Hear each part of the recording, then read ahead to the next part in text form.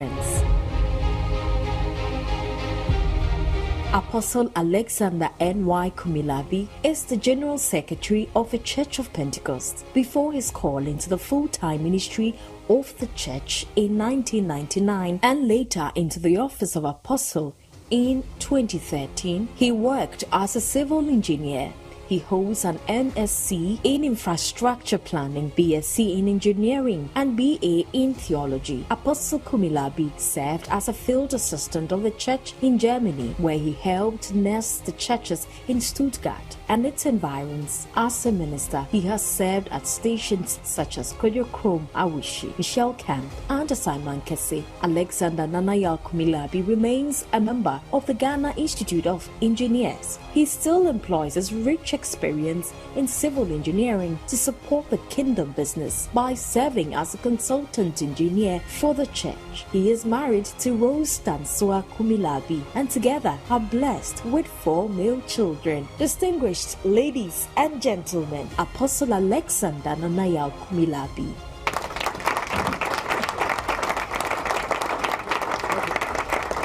And distinguished participants of this conference, I think we've heard a lot, and my duty is to help us psych ourselves, reorient our thoughts, so that all that we've heard here will be able to put them into practice, so that together we can build a nation we all want to see.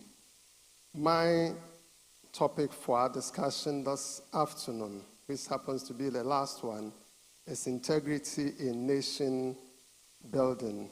Because of time, maybe I'll be skipping some of the scripts because I have to make do.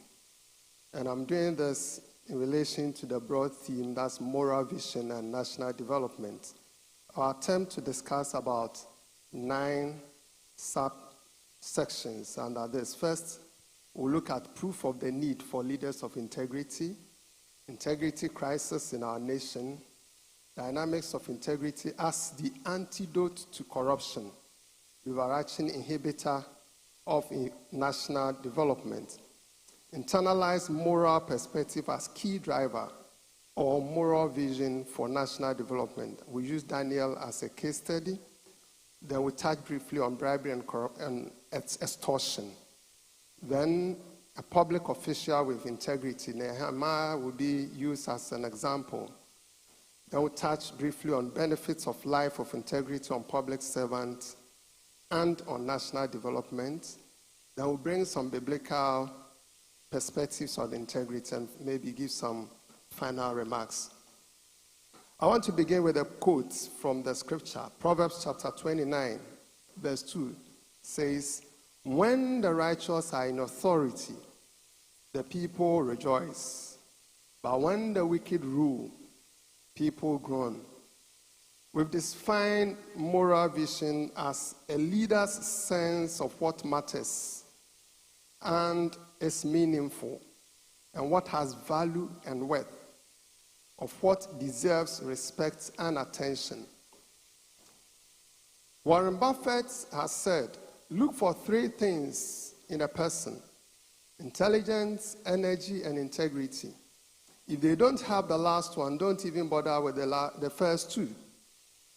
Integrity is an essential ingredient for success in every aspect of life. This aligns with the teachings of scriptures I just read to us. It means integrity is inherent in righteousness. So righteousness cannot exist without integrity. It means standing right with God and living according to his standards. Thus, we can confidently agree with King Solomon that when people of integrity lead, the people under them rejoice. Here I'll be using the leaders. I'm referring to anybody who has some sort of authority or have people under him. People who take decisions for others to follow, like pastors, parents, teachers, opinion leaders, politicians, public servants, and all that. Chairman, in Ghana, if Ghana is to experience joy and prosperity, it requires leaders of integrity at all levels. Conversely, if Ghanaians are living in anguish, it can be inferred that the nation is ruled at the various levels by individuals who lack integrity. Dear Chairman, Ghana, we may say, is strategically blessed with abundant resources, as we've been told.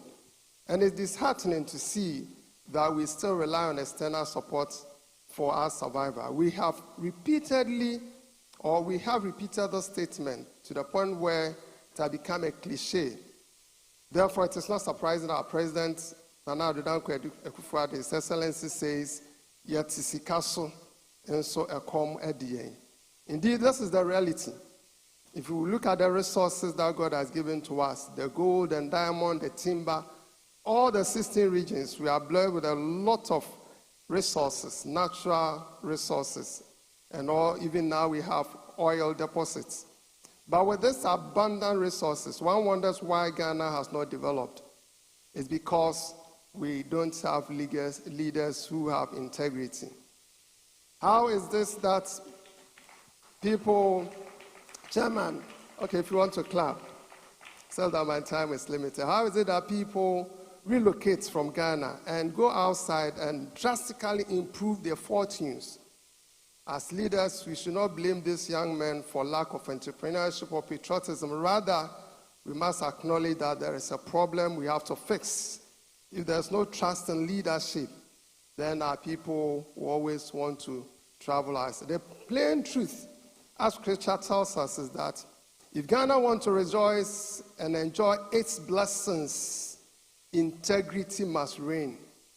If Ghana is suffering today and we are living in anguish, then we must agree that integrity is lacking in our society. When Warren Buffett rightly suggests that intelligent and hardworking people without integrity cannot develop a nation. Therefore, I want to agree with Reverend Dr. Puni Frimpong, what he said, that we now have a lot of intellectual criminals. Intellectual criminals. Psalm 78 and verse 2 talks about David in this way. Psalm 78 verse 72. So he shepherded them according to the integrity of his heart and guided them by the skillfulness of his hands. The mind and the hands must go together. If the heart is not right and the person has skills, he becomes intellectual criminal. Our generation is in desperate need of leaders with unwavering integrity. Leaders who cannot be bought. Leaders who walk the talk. Leaders who do not use public resources on themselves, but use the resources to serve the masses. Charles Spurgeon has said, and I quote, "Do right if heaven itself should grieve. If the skies should not be propped except by a lie, let them fall. Come what may, you never must depart from the honest, the true, the right, the Christ-like, that which God commands, that which alone God will approve." Not long ago, Mrs. Matilda Emisata, the wife of one of our former vice presidents, said, and I quote, "If you are the only person doing the right thing, don't be discouraged. Stay there, make a difference, and it will impact even if just one person. Let's leave here poised to go and change the ills in the system." Proverbs 11 verse 3 says, "The integrity of the upright guides them, but the crookedness of the treacherous destroys them." Dear beloved, Nehemiah 7 verse 1 and 2. After the wall had been rebuilt and had set the doors in place, this is Nehemiah speaking, the gatekeepers, the musicians, and the Levites were appointed. Everything was set in place. I put in charge of Jerusalem my brother Hanani, along with Hananiah, the commander of the citadel, because he was a man of integrity and feared God more than most of the people.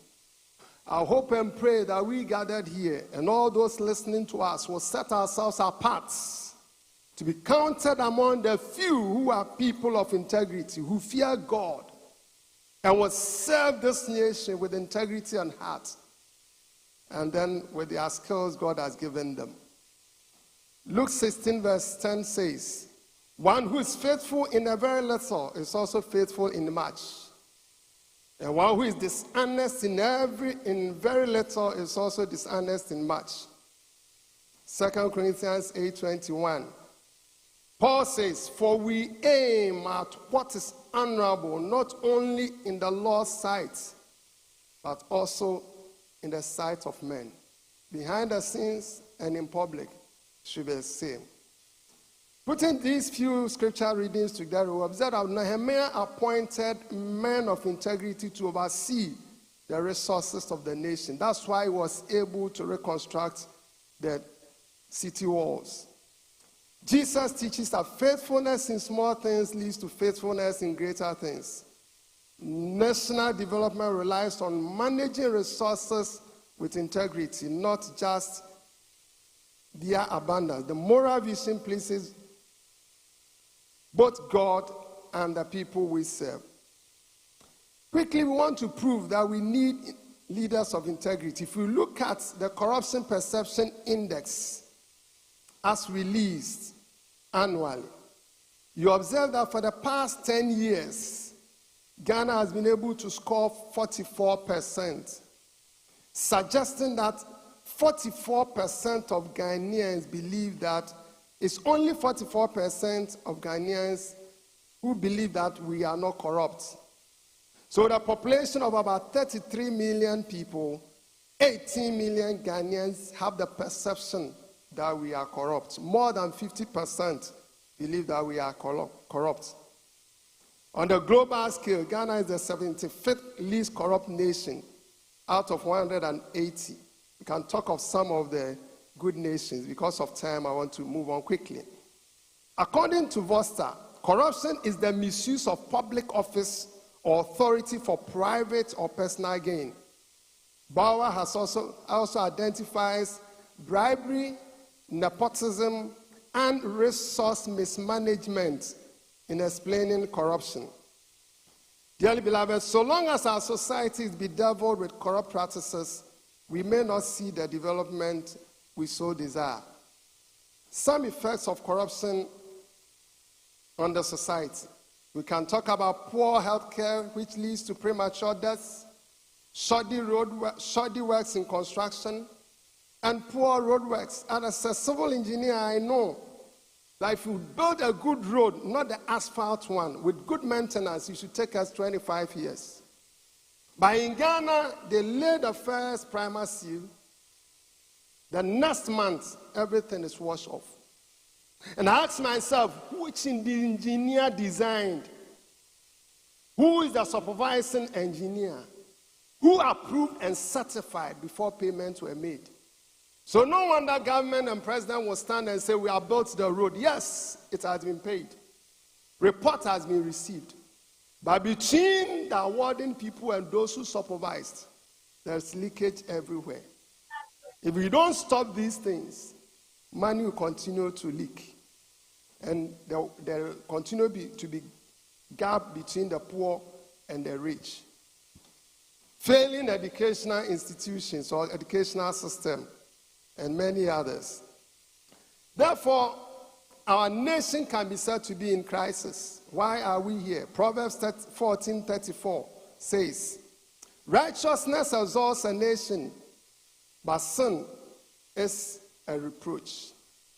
Then Ecclesiastes 7:29, one of my favorite quotations, states that although God created man upright, human beings, you and I, most of us, have resorted to many schemes.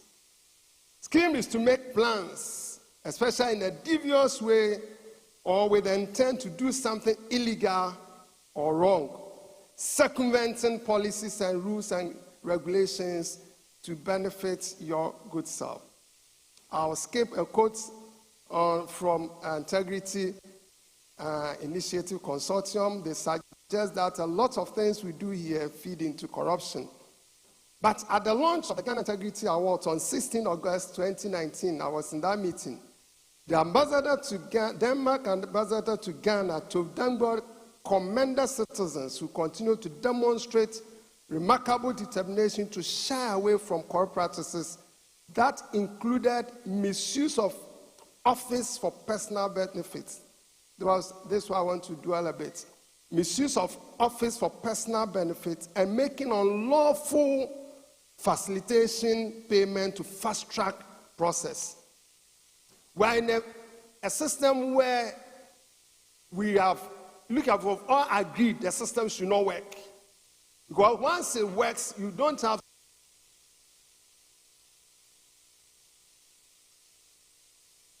to do something to be able to get your work done.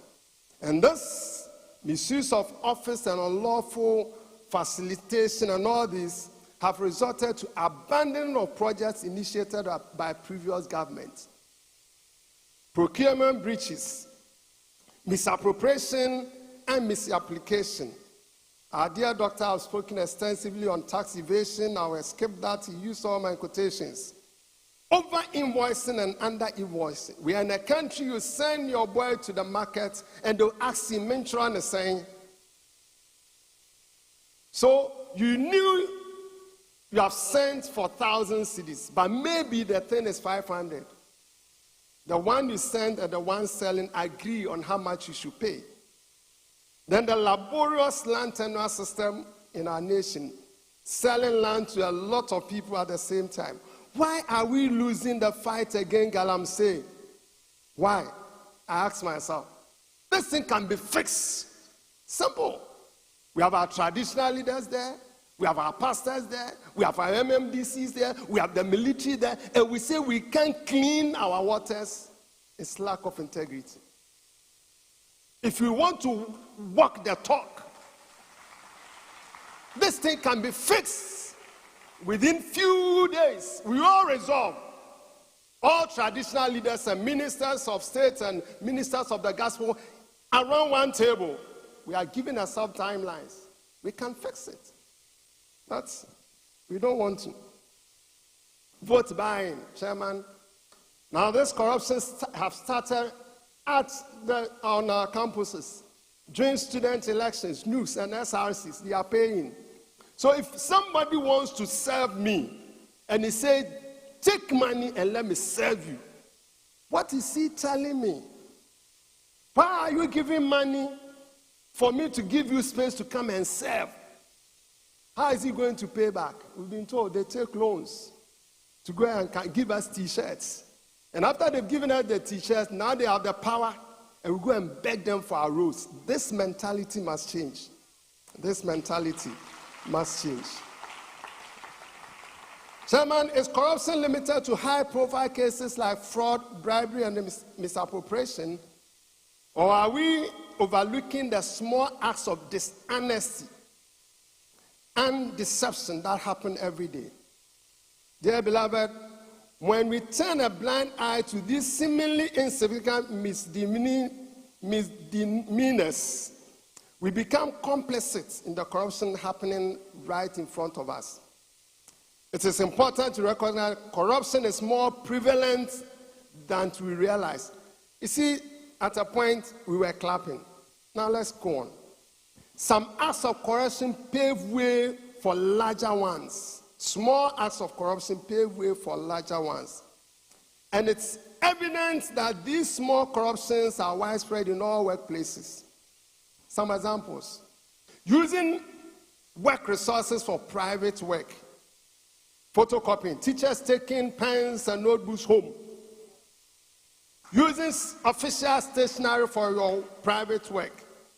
You go to office, people are busy working on the computer, but they are working on private contracts, using office hours.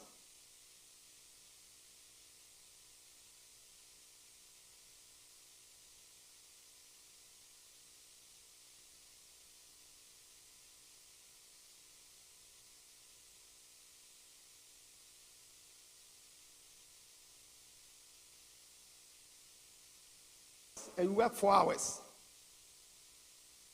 Now who calls them? Illegal connection of electricity and water all over the place. What do you do when you cross the red lights? What do you do when you drive on the shoulders of the road? and you are caught by the police. What do you do when you overtake? Once you make that mistake, you have crossed the red line. It's a mistake. Let him take you to the station and settle it there, not between you and the police officer. It's happened to all of us. You don't intend to cross the red line, but you have done that. It's a mistake. It's not your lifestyle. You don't settle it with the police officer there. Let him take to the police station and settle it there. If you are a person of integrity. You know this is wrong, but I can't facilitate my way through. Let us arise to that. Showing statistics and figures for our part of business that is totally false.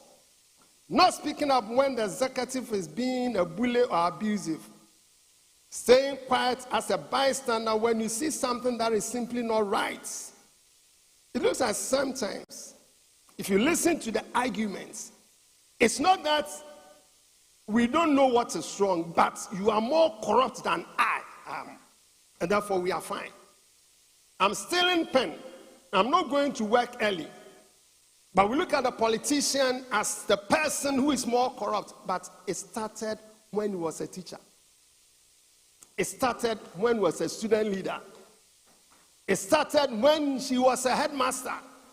So when he gets bigger power and jurisdiction, then the corruption becomes pronounced. But this afternoon, we want to engage and think through that small acts of corruption leads to bigger ones. At the end of the month, when you receive your paycheck or your salary, ask yourself whether you have worked for 8 hours a week. Whether the money that is being given, that is the contract.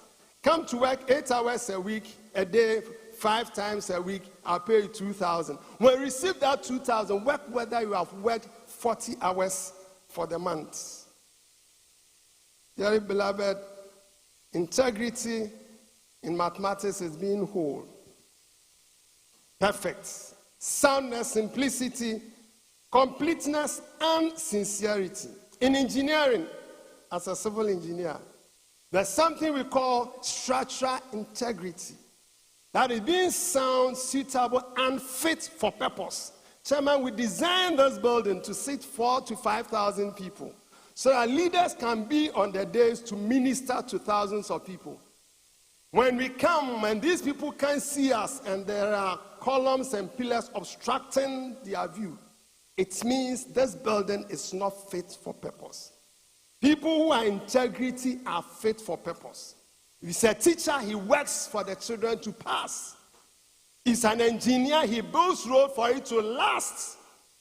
He's a tax collector, he signs and he gives the right receipt and pay every tax to test. We are in a nation where people import things and they negotiate on the tax to be paid. If we work it, it will be 1 million. But are we going to give all the 1 million to government? Let's make it 300. You take 150, I take 150. These people lack integrity. They are not dependable.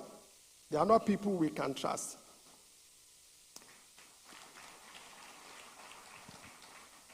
Such people are not dependable. They are not trustworthy. They are dishonest. And people we cannot trust. My dear uncle Kofi Otutu Edulabi, in his book Pearls of Wisdom, says, and I quote, "Integrity is a virtue our country desperately needs." He says that just imagine the quality of roads, for instance, if everyone involved in road construction applied integrity and adhered to required standards. Integrity becomes at a cost. It may entail missed opportunities by refusing to compromise or bend the rules. However, it also brings rewards, which can have a generational impact for the benefit of our children and their descendants, thinking about the future. Living a life of integrity will also serve as a defense when falsely accused, even prompting your staunchest enemies to speak in your favor, whether intentionally or unintentionally. So integrity is maintaining a consistent lifestyle, whether people are watching or not. Maintaining a pure conscience before God and man. Having pure motives in all that you do. Doing everything without prioritizing personal gains.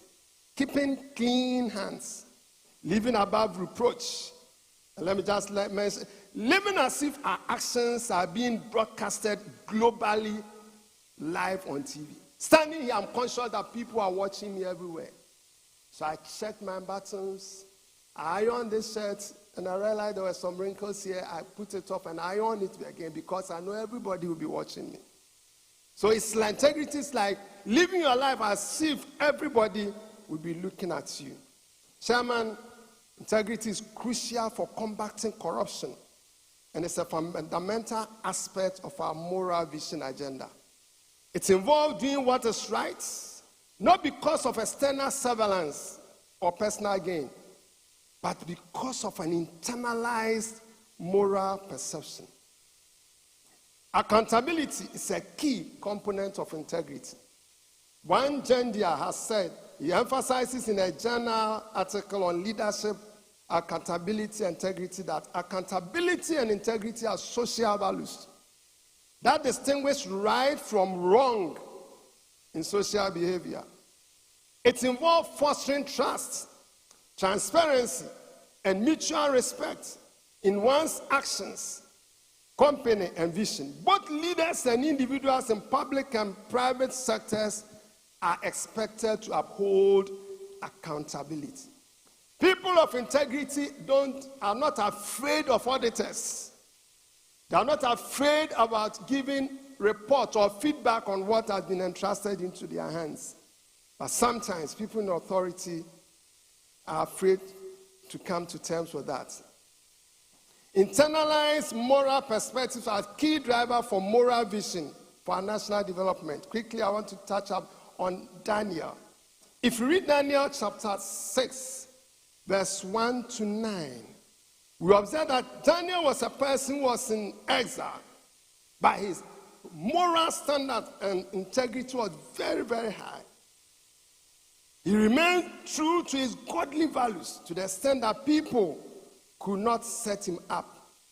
If you read from verse 6 downwards, because he was a man of excellence, no matter what the people did, they couldn't bring him down. Because of his integrity, he was able to serve under 5 different kings. None of them found fault with him. King Nebuchadnezzar, Merodach, Belshazzar, Darius, and Cyrus. They all were able to work with Daniel. How come whenever there's change in government, we have to sack all people? Most of the people have to go home, and new people should be appointed. Biblically, because Daniel was a person of integrity, was trustworthy, was reliable, was able to work under 5 different kings. Why was he able to do that? He had wisdom, he had insight, he was faithful, he was reliable, and an excellent leader. Because of these virtues, whoever comes to office needed him, and he was pleased to working with him instead of replacing him. Chairman, time will not permit me, so I want to wrap up because of time. Bribery and corruption briefly, and then I'll just go to the tail end. Dear beloved, Bible and God abhors dishonest gains, bribery, and corruption. In the Old Testament, people who are corrupt or receive bribe are enemies of God. In business, in our office work and all that, it is expected that we live our lives as people of integrity. Job writes in his book, Job chapter 13 and verse 34. Let me take the Exodus one. Exodus 23, go back. Exodus 23 verse 8 says that a bribe blinds the discerning and perverts the words of the righteous. Anybody who takes bribe, Bible says it blinds you. and it forces you to pervert rights.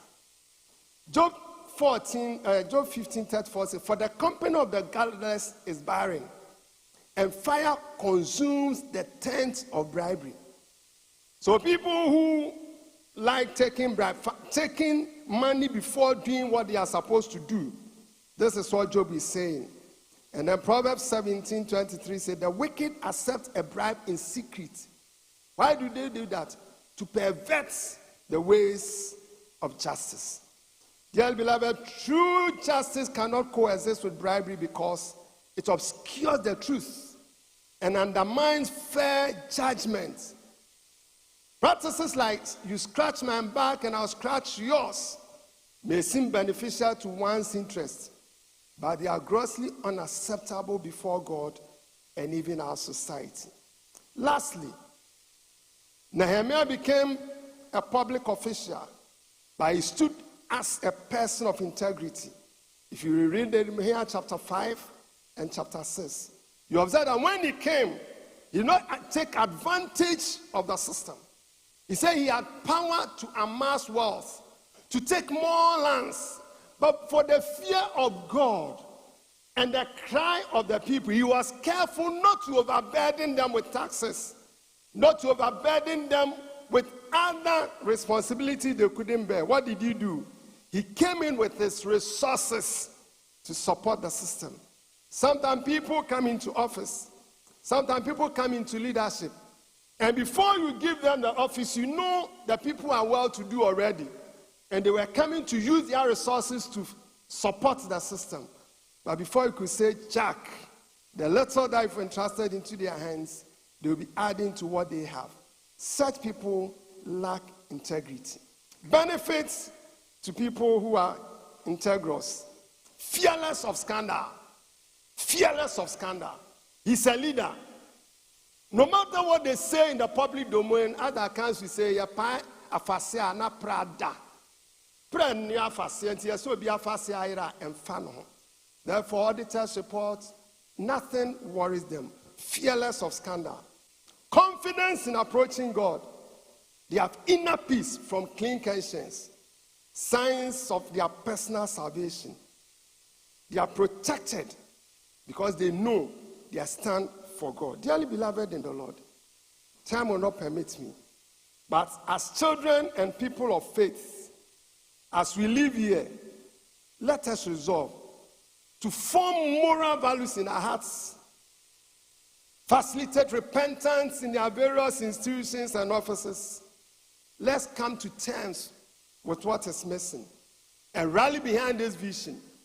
If you get few people who are men and women of integrity, a year by this time, and God being on our side, we'll see a change on our land. Thank you.